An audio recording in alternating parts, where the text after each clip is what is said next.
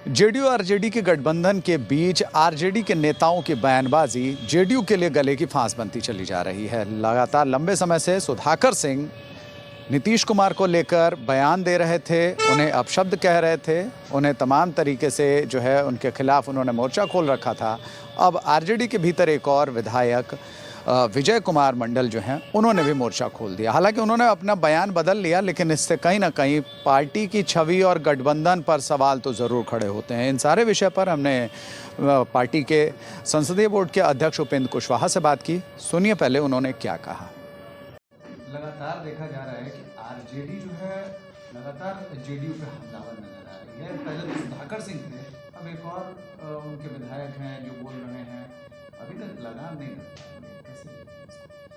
देखिए, बात बिल्कुल ठीक है कि इस तरह की बात नहीं होनी चाहिए। अब एक गठबंधन में किसी और पार्टी के माननीय विधायक माननीय मुख्यमंत्री जी पर जिस तरह से टिप्पणी कर रहे हैं, सरकार के कार्यों को लेकर जिस तरह से टिप्पणी कर रहे हैं, और सिर्फ सरकार का कार्य ही नहीं बल्कि व्यक्तिगत रूप से अभद्र भाषा अपशब्द का यूज कर रहे हैं, यह तो कहीं से उचित नहीं ठहराया जा सकता है।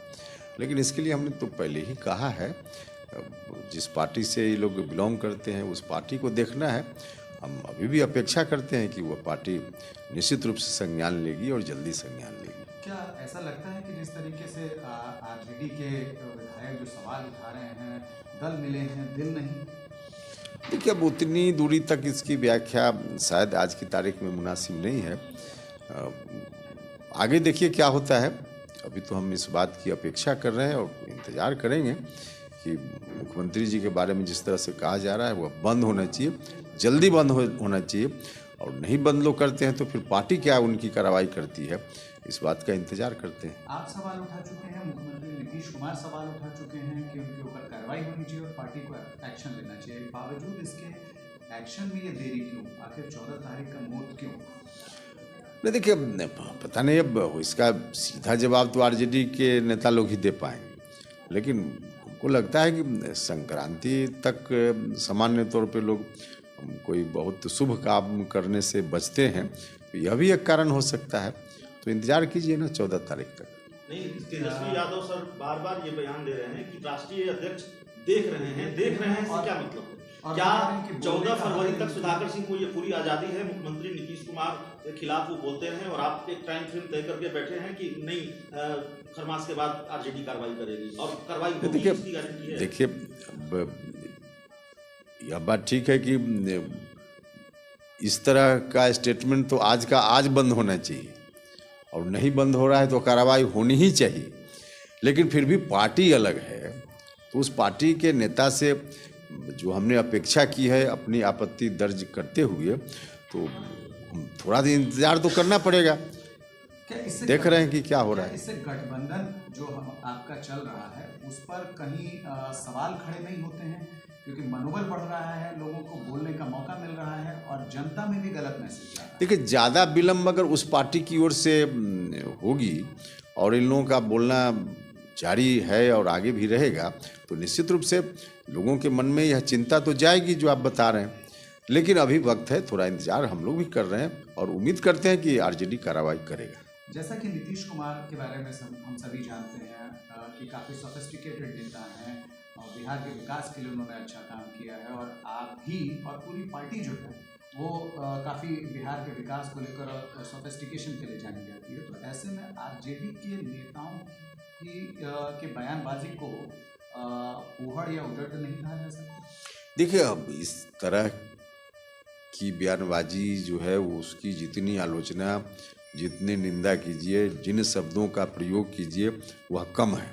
यह तो निश्चित रूप से गलत है ही, हर तरह से गलत है, और इसकी इजाज़त किसी को नहीं दी जा सकती।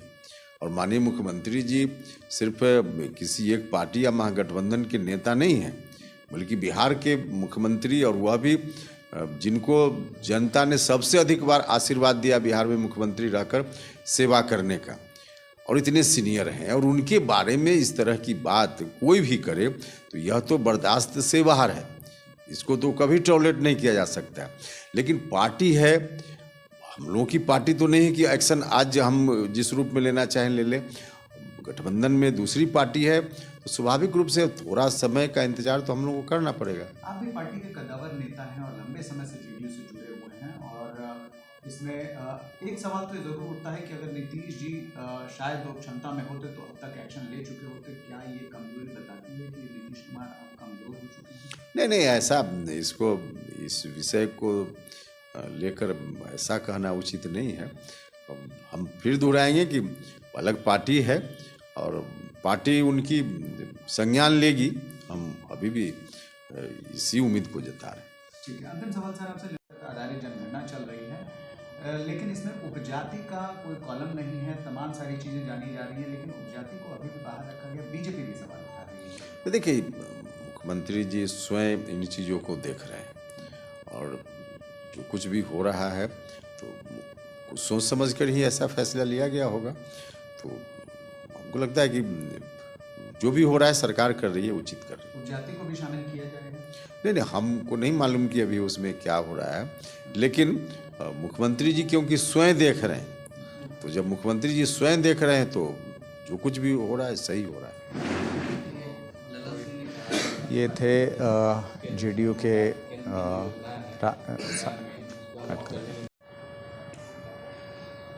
तो देखा आपने कि किस तरीके से उपेंद्र कुशवाहा ने अपनी पार्टी को डिफेंड करने की कोशिश की, और वहीं उन्होंने आरजेडी के जो लंबे समय से आरजेडी के मुख्यमंत्री डिप्टी सीएम तेजस्वी यादव, जिन्होंने अब तक उन पर कोई कार्रवाई नहीं की, कार्रवाई नहीं होने से भी जो है वो काफ़ी आहत नज़र आए।